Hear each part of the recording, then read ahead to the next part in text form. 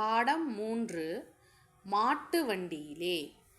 மாட்டு வண்டியிலே அப்படின்ற பாடம் இப்போ நம்ம பார்க்க போகிறோம். மாட்டு வண்டி நம்ம பொதுவாக கிராமத்தில் அதிகமாக பயன்படுத்துவாங்க. விவசாயம் பண்ணுறதுக்கு, ஒரு ஊர்லேருந்து இன்னொரு ஊர் போகிறதுக்கு பயன்படுத்துவாங்க. இந்த பாடத்தோட தலைப்பும் மாட்டு வண்டியிலே. இந்த கதையில் என்ன நடக்குதுன்னு பார்க்கலாம். இளமதிக்கும் வளவனுக்கும் வார விடுமுறை. வார விடுமுறை அப்படின்னா நமக்கு சனி ஞாயிறு விடுமுறை விடுறாங்களா, அதுதான் வார விடுமுறை. அத்தை வீட்டிற்கு செல்ல திட்டமிட்டனர். அப்போ இளமதி வளவன் அப்படின்னு 2 பேர் இருக்காங்க, 2 குழந்தைங்க இருக்காங்க. அவங்க வார விடுமுறைக்கு எங்கே போகலான்னு திட்டமிட்டிருக்காங்க? அவங்களுடைய அத்தை வீடு பக்கத்தூரில் எங்கேயோ இருக்கு. சலங்கை கட்டிய மாடுகளை வண்டியில் பூட்டினார் தாத்தா. இப்போ அவங்க எதில் போகிறாங்க அப்படின்னா மாட்டு வண்டியில் போகிறாங்க. அப்போ மாட்டு வண்டியில் போகிறாங்கன்னா அந்த தாத்தா அவங்களுடைய தாத்தா என்ன பண்ணுறாரு? வண்டியை முதல்ல ரெடி பண்ணுறாரு. முதல்ல என்ன பண்ணுறாரு? இந்த மாடுகளை வண்டியில் பூட்டுறாரு. வண்டியின் மீது வைக்கோலை பரப்பினார். வைக்கோல் அப்படின்னா காய்ந்த புல்லுன்னு அர்த்தம். வைக்கோல் அப்படின்னா காய்ந்த புல். கிராமத்தில் நெல்லெல்லாம் அறுவடை செஞ்சுட்டு அந்த புல் இருக்கும், அதுதான் வைக்கோல். அது மாட்டுக்கு என்ன பண்ணுவாங்க? உணவாகவும் கொடுப்பாங்க. இப்போ இவர் என்ன பண்ணுறாரு அப்படின்னா தாத்தா அந்த பின்னாடி குழந்தைங்க உட்காந்துட்டு இருக்காங்க இல்லையா, அங்கே உட்கார்ற இடத்துல வைக்கோல் வச்சு பரப்புறார். ஏன் வைக்கோல் வச்சு பரப்புறாருன்னா மேடு பள்ளமாக இருக்கும் சாலைகள். வெறும் கட்டையில் உட்காந்துட்டு போனால் குழந்தைங்களுக்கு வலிக்கும் இல்லையா, அப்போ மெது நெருக்கிறதுக்காக வைக்கோலை வச்சு பரப்புறார். மேலே வெள்ளை வேட்டியை விரித்தார்.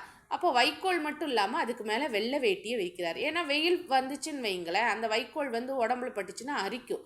குழந்தைங்களுக்கு அரிக்காமல் இருக்கிறதுக்காக மேலே என்ன பண்ணுறாரு? வெள்ளை வேட்டியை விரிக்கிறார்.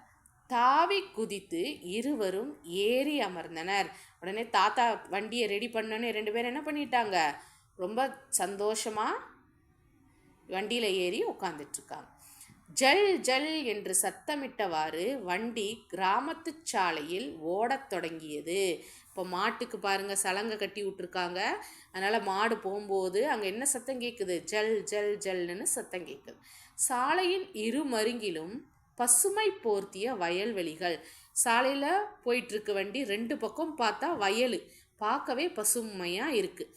அப்போது ஏதாவது கதை சொல்லுங்க தாத்தா என்றனர் பிள்ளைகள். குழந்தைங்க 2 பேரும் என்ன பண்ணுறாங்க? தாத்தா கிட்ட அத்தை வீட்டுக்கு போகிறதுக்கு இன்னும் கொஞ்சம் தூரம் இருக்குது, அதனால் ஏதாவது கதை சொல்லுங்க தாத்தா அப்படின்னு சொல்லி கேட்குறாங்க. கதை என்ன? புதிரே போடுகிறேன், பதில் சொல்லுங்க பார்க்கலாம் என்றார் தாத்தா.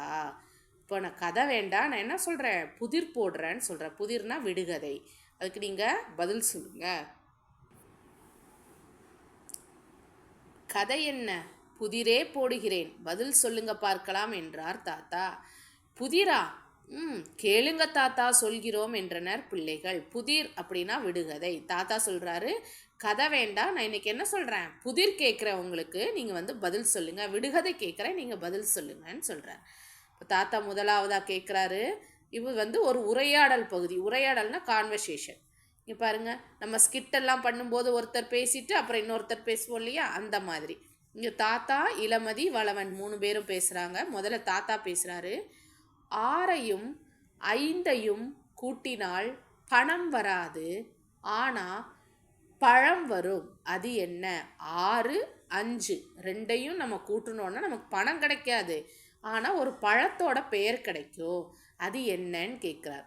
அதுக்கு இளமதி சொல்கிறா, கண்டுபிடிச்சிட்டேன், ஆரஞ்சு பழந்தானே அப்படின்னு. கரெக்டாக யார் கண்டுபிடிச்சது? இளமதி கண்டுபிடிச்சிட்டா. அடுத்த பக்கம் திரும்ப தாத்தா இன்னொரு கேள்வி கேட்குறாரு. சரியா சொல்லிட்டியே செல்லக்குட்டி. சரி, இன்னொன்று கேட்கிறேன்.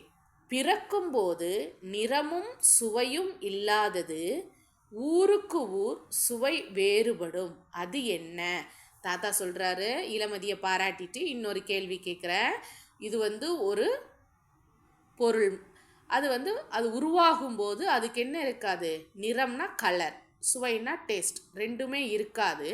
ஆனால் ஒவ்வொரு ஊருக்கும் அதனுடைய நிறமும் சுவையும் என்ன பண்ணும்? வேறுபடும் அப்படின்னு சொல்கிறாங்க. சாரி, நிறம் இல்லை, சுவை வேறுபடும் அப்படின்னு சொல்கிறாங்க. உடனே வளவன் சொல்கிறான், எல்லோருடைய தாகத்தையும் தீர்க்கும் தண்ணீர் தானே அது அப்படின்னு சொல்கிறான். கண்டுபிடிச்சிட்டாங்க. ஏன்னா மேகத்திலேருந்து நமக்கு மழை தண்ணியாக கிடைக்குது. அந்த தண்ணி மேகத்திலேருந்து வரும்போது அதுக்கு நிறமும் இருக்காது, சுவையும் இருக்காது. ஆனால் ஒவ்வொரு ஊர்லேயும் அந்த தண்ணி என்ன பண்ணும், ஒவ்வொரு சுவையை கொடுக்கும். இப்போ கோயம்புத்தூரில் நம்ம குடிக்கிற தண்ணி மாதிரி நம்ம பாட்டி வீட்டில் இருக்கிற தண்ணி இருக்காது. அதை தான் சொல்கிறாங்க. யார் கண்டுபிடிச்சது இதை? வளவன்.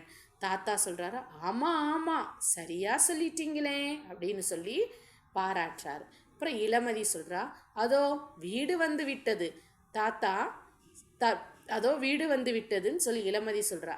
தாத்தா சொல்கிறாங்க, சரி வண்டியை ஓரமாக நிறுத்துகிறேன். வீடு வந்துச்சு இளமதி சொன்னோடனே தாத்தா குழந்தைங்களாம் இறக்கி விட்டுட்டு, நில்லுங்க நான் வண்டியை என்ன பண்ணுறேன், ஓரமாக விட்டுட்டு வரேன் அப்படின்னு சொல்கிறேன். மூவரும் வண்டியை விட்டு இறங்கி ஆவலுடன் வீட்டை நோக்கி சென்றனர். அத்தையை பார்க்குற ஆவலோட 3 பேர் என்ன பண்ணுறாங்க, வீட்டை பார்த்து போகிறாங்க. இப்போ வளவன் கேட்குறான், நான் ஒரு புதிர் போடுகிறேன், அத்தை வீட்டிற்குள் போவதற்குள் விடை சொல்லுங்க தாத்தா அப்படின்னு சொல்கிறான். இவ்வளோ நேரம் நீங்கள் எனக்கு விடுகதை கேட்டீங்க, புதிர் கேட்டீங்க, நாங்கள் சொன்னோம், இப்போ நான் உங்களுக்கு கேட்குறேன் அப்படின்னு சொல்கிறேன்.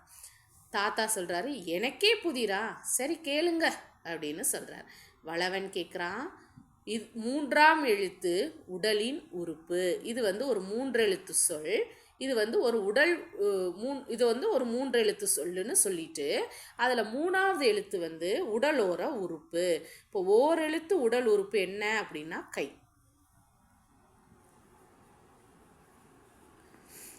முதலும் 3ம் நட்புக்கு எதிரி. நட்புக்கு எதிரி, நட்பு அதனுடைய ஆப்போசிட் என்னது, பகை. இப்போ முதலாவது எழுத்தும் பா போட்டால் இது முதலாவது எழுத்து, 3ஆவது ரெண்டும் சேர்ந்தா நட்புக்கு எதிரின்னு சொல்லிட்டாங்க. 1ம் 2ம் நிறைய தரும். இப்போ 1ஆவது எழுத்து, இப்போ 2ஆவது எழுத்து நம்ம கண்டுபிடிக்கணுமா இல்லையா?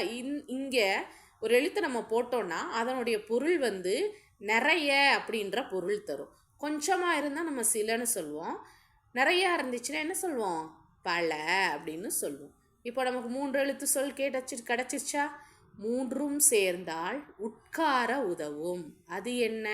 இந்த 3த்தையும் சேர்த்தோன்னா நம்ம உட்கார்ற உதவும். கிராமத்துல எல்லாம் எதில் உட்காருவாங்க, பலகையில் உட்காந்து சாப்பிட்றது. உட்கார்றதுனா பலகையில் தான் உட்காருவாங்க அப்படின்னு. உடனே பதிலை கண்டுபிடித்து விட்டார் தாத்தா. தாத்தா என்ன சொன்னார், உடனே பதிலை கண்டுபிடிச்சிட்டாரு. நீங்கள் உங்கள் நண்பர்களுடன் சேர்ந்து கண்டுபிடியுங்கள், விடையை எழுதுங்கள். நன்றி.